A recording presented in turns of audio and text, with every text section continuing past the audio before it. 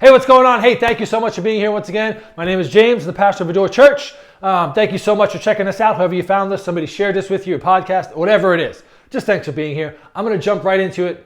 Leadership lessons with Jesus we're talking about. This is kind of week 2. We're going to jump right into it. Last week we talked about leadership is simply the definition we're using is influence, right? Leadership is influence. And we have influence in every area of our lives. All of us have influence, whether we're 8 years old or 14 years old or 35 years old, whether you run a big business or a small business, whether you're a mom, a dad, whether you're a wife or a husband, whether you're a teenager, whether you're in elementary school, you all have a sphere of influence. We all do. And leadership is just what do we do with that sphere? How are we leading that sphere of influence we have? What is the impact we're having on them? And Jesus gives a great talk on leadership, Matthew chapter 23. We're going to pick it up right now. We're going to jump right into it. Last week we talked about there was 3 groups of people he's talking to. 3 groups of people about leadership he's talking to. He was talking to his disciples, his followers, the people that were in, right? The people that were following Jesus, that loved him, that wanted to know more about him. Then there was a second group of people called the multitude who had heard about Jesus, who was trying to figure out Jesus, who had been invited to hear Jesus by somebody else. And so there are multitude people. And the people he's actually addressing about leadership, or the people he's using as an illustration of leadership, are the Pharisees and the scribes. And the Pharisees and the scribes actually had the biggest influence in that day. They were the influential people, right? They were the celebrities. They were the politicians. They were the popular people. They had huge sphere of influence. The scribes, the lawyers, the Pharisees were people that worked their way up in the religious context to rule the religious synagogues. And in that day, it was all about that. So Jesus is talking about leadership, and he uses them as an example, except he flips the script on them. He uses them as an example how not to lead, actually, is the way he does it, which is awesome because they weren't fulfilling the right way to lead. They should have known better because they were all religious. And so he looks at them and he says, this is how you shouldn't lead. He's saying it to the multitude and the disciples, but he's also saying it to them so maybe they can figure it out and say, you know what, you have influence now, do it this way. This is the way you should do it. He loves them and cares about them enough to have this conversation. Okay, last week we talked about having integrity, and that's just not being hypocritical, right? We talked about hypocrites and Jesus and the gospel do not go together. And has messed up the church for years of hypocrites. Our society is full of hypocrites. Like we talked about politicians right now and just cross the map all over the place. We see people always saying, do what I say, not what I do. And it drives you crazy. It drives me crazy anyway. We talked about being real, right? We talked about being authentic with people. We're broken, we're messed up, we're not that good. All those things we talked about. So we're going to jump right into it. We are in verse 8 today. Verse 8. There's 2 that I'm going to talk about. Just simply 2, verses 8 to 15. And maybe verse 23 if I can get to it. But verse 8 says this. Talking to the Pharisees and scribes. But you do not be called rabbi, for one is your teacher, the Christ, and you are all brethren. Do not call anyone on earth your father, for one is your Father, he who is in heaven. And do not be called teachers, for one is your teacher, the Christ. But he who is the greatest among you shall be your servant, and whoever exalts himself will be humbled, and he who humbles himself will be exalted. I could preach like 3 hours right here on this one, but this is what he says. He says, look, don't be called rabbi, because you're not. Don't be called father, because you ain't. And don't be called teacher because you're not. And what's he saying? He's saying, look, do not let people put you in the position above God. You're just a spokesman. You're just a man. Don't let anybody look at you as God. And I think this has happened so often in the church, in the history of church, where it has messed people up, where they have put people like me, pastors, religious leaders, whatever, clergy, ministers, whatever you want to call them, in positions of perfection. And even some of those people have put themselves in positions of perfection and made it sound like they were great and they had it figured out and you should follow me and I am the tool that only God could talk through. No, that's not true. I say this all the time here at our church. I'm just a man. I'm a normal dude. I get angry. I get happy. I get mad. I mess up all the time. I try to do good. I'm a person who has a calling from God. And God called me to be a pastor. And God called me to here to plant this church. And God called me to love on people. And God called me to teach His word. That does not make me better than you. It makes my calling what it is. You have a calling as well. But the second that you think I'm perfect, the second that I don't preach Jesus, I preach James, the second that I lift James up and not God up, the second that you walk into our church and you think I've got the answers, is the second we shut that thing down immediately. Because that is not the answer. I am not the answer. Christ is the answer. That's why we say in our church there is no perfect people allowed, because there is no perfect people. All have sinned and fall short of the glory of God. So Jesus says the key to influence and leadership is actually reversed of what the world will tell you. He's greatest among you, he'll be your servant.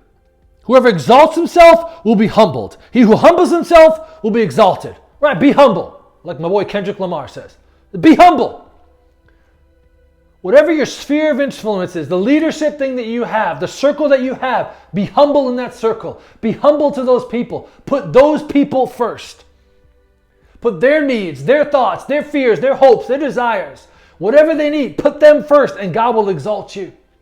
The world flips it all the time. Social media flips it all the time. There's this thing on social media, this weight, this temptation, this feeling of like, I gotta post. If something good happens in my life, boom, I gotta post that thing. Whoa, look at this vacation. Bam, I lost 52 pounds. Bam, look at my kids. Bam, he scored 42 points. Look at my kid. He's going to workouts 3 days a week. He's better than your kid, right? We all do it. Me included. I've done it at times. And what do? We're putting the best that we have out there to the world. We're putting the highlight reels of our lives out there. Look at me. I'm not saying that's good or bad. I'm just saying that's reality. And Jesus always flips it. He says, you want to be the greatest? Humble yourself. You want to have the greatest role of leadership? Put other people first. You want to be the greatest leader and influence there is around you? Serve people. Where's your heart right now? Oh man, that's hard, James. Look, Jesus did it. He literally gave up his life. He served you to the point that he died for you before you even knew him. Before you were even born, he said, I love you enough that I'm going to serve you by literally giving my life up for you. Wherever you are, whatever your sphere of influence is, mom, humble yourself today. Doesn't mean let your kids roll over you. It just means put your kids' needs first, maybe. Husband, put your wife first. Wife, put your husband first. Boss, maybe take some advice from the people below you. Maybe seek out some counsel for the people below you that might know some things that you don't know. Maybe have conversations with people. Maybe call and text somebody and say, hey, instead of me telling you how I'm feeling today, how are you doing today? What's going on with you? How can I pray for you? Maybe reach out to your sphere and say, hey, if there's anything you need, let me know. I'm here for you. There are things you can do that can help you humble yourself. And when you humble yourself, you have the ability to maybe forget about your problems for 2 seconds. Doesn't mean they go away. It just means I'm going to put those to the side. I'm going to invest in somebody else. How do you do that? It's the next step. Humility is a great thing to have as a leader. As followers of Christ, we should be known for our humbleness. We should be known for humbling ourselves for other people and lifting people up. That's why we love when people walk into a church. We tell the people that are greeting and on our team, today it's not about you. This morning ain't about you. Every person who walks in this building, we want them to be lifted up. We want them to feel better. We want their problems to be number one. We want where they are in their life to be one. It's a great thing we get to do on Sunday mornings because we come in and we get to put ourselves down and lift somebody else up. And you always feel better when you do it. Doesn't mean problems are solved, but man, you feel like $1,000,000 when you walk in and you say, how are you doing, man? You doing good? Or they come in and they're crying and they're bawling and you cry and you bawl with them and you pray with them and say, man, I'm here for you. I love you. I care for you. What are we going to do? This is what it means in the next part. Because it goes hand in hand with the next few verses, Jesus says. Verse 13, woe to you, scribes and Pharisees, hypocrites, for you shut up the kingdom of heaven against men.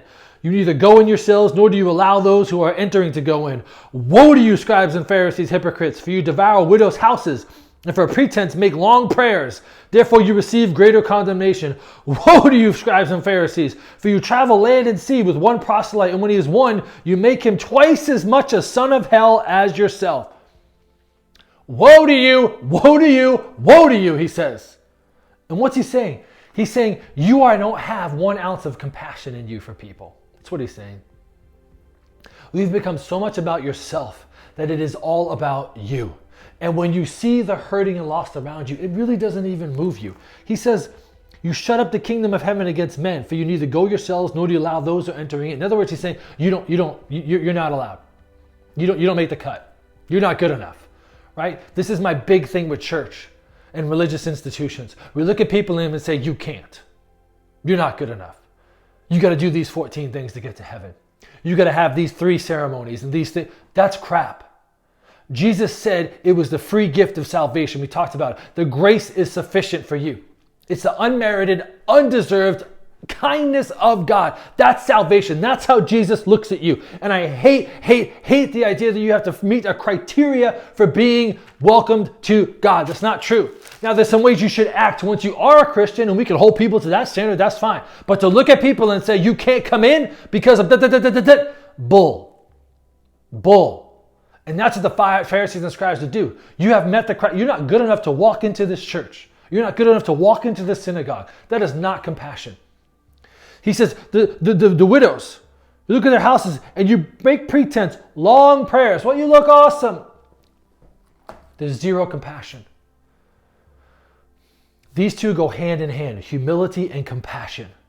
One of the great things I love about Jesus, when you read this Bible, you read the New Testament, it constantly is talking about Jesus. He sees people that are hurting, that are messed up, that are outcast, that are screwed up, that the world would say is not good enough. And the Bible says he was moved with compassion. Moved with compassion. It's easy to say you have compassion. Look, right now, social media, people talk about compassion all the time. There are 700 posts about Bible verses, about this, about that, about social issues all over the place. Compassion, compassion, compassion. And I look around and I say, is anybody doing anything with this? What are we doing? What are you doing with compassion? Because Jesus didn't just have compassion, that's a start. Have compassion, have humility, look at the hurting, look at the lost, look at the broken. Now that's not enough though. We have to be moved with compassion. We want to move into acts of compassion. People around us that are hurting and lost. I want to be a church and a group of people that are moved into things. People are hurting. Single moms need a house. Let's buy them a house. People need clothes. Let's get them clothes. People are going through divorce. Let's get them counseling. People are having a hard time in a marriage. Let's get them some counseling. Kids are dealing with abuse. Let's talk to them. Kids need a place to go. Let's give them a place to go. Kids need a place to have conversations and figure who they are and identity. Let's give them those things. We want to be a church and a people that are moved with compassion. What are you doing today with the compassion that you have? Are you humble enough to look at people as compassionate people needing help? And then 2, are you doing anything with that? Jesus said leadership in that sphere of influence. I want you to have humility and I want you to have compassion. That's my challenge this week to all of us. Are we being humble in our sphere of influence? Are we putting other people first? Even in your problems. I know you got problems. I know it's all screwed up. I know it's hard. I get that. I'm not putting down your problems, but I'm asking you to put your problems to the side and find somebody else with a problem and be humble enough and have compassion enough to help them. Well, how do I do that? Maybe that's a text to somebody this week. Maybe it's a conversation with your kids. Going through this pandemic is so hard, and I'm sure there's a million things going on, and they're depressed and they're angry, and probably more than they would even talk to you. Maybe it's sitting down and going, look, just let me know. Talk. I want to hear it. I don't know what to do maybe, but I want to have compassion. How can I help you? Maybe it's a conversation with somebody that you hurt in the past or somebody that hurt you. Maybe it's a conversation with God that you have to have where you guys got, God, you're not doing what I think you should do, but I'm going to humble myself and I'm going to move with compassion to open my heart out to you once again.